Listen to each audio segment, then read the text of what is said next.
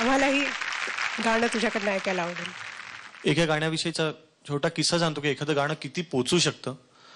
एक मुलगा अवधूत एक आयुष्यावर बोलू का, ज्या प्रत्येक कार्यक्रमाला फक्त त्याला माहिती होतं की इंटरव्हलच्या आधी मी हे म्हणतो, तो त्या गाण्याला यायचा, हे गाणं ऐकायचा आणि इंटरव्हल झालं की निघून जायचा आणि इंटरव्हल नंतर तो कधीही दिसायचा नाही. असे अनेक कार्यक्रम झाल्यानंतर एकदा मी त्याला गाठून पकडलं. मी म्हटलं, तू हेच गाणं का ऐकतोस? तर तो म्हटला, त्याचा साखरपुडा एका मुलीशी झाला, ते दोघं मिळून रोज एकत्र बसून हे गाणं ऐकायचे. आणि देव पण असा आहे ना, ऍक्सिडेंट झाला आणि ती मुलगी गेली. तो म्हटला, आता मी तिच्यासाठी हे गाणं तुमचं ऐकायला येतो, एकच गाणं ऐकतो आणि बाहेर जातो तिच्यासाठी. तर इतकं लोक एखाद्या गाण्याशी अटॅच होऊ शकतात, ही गोष्ट फार भारावून टाकणारी आहे.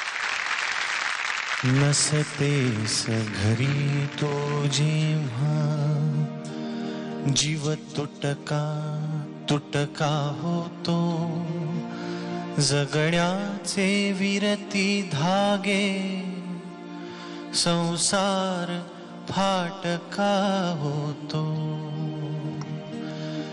तव मिठीत विरघळणाऱ्या मज स्मरतीला घववेळा, तव मिठीत विरघळणाऱ्या मज स्मरतीला घववेळा, श्वासाविन हृदय अडावे, श्वासाविन हृदय अडावे, मी तसाच अगतिक होतो.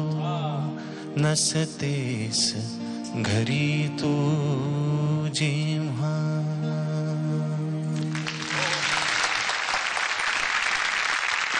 Sa re ga ma pa, ay yeah, sa re ga ma pa.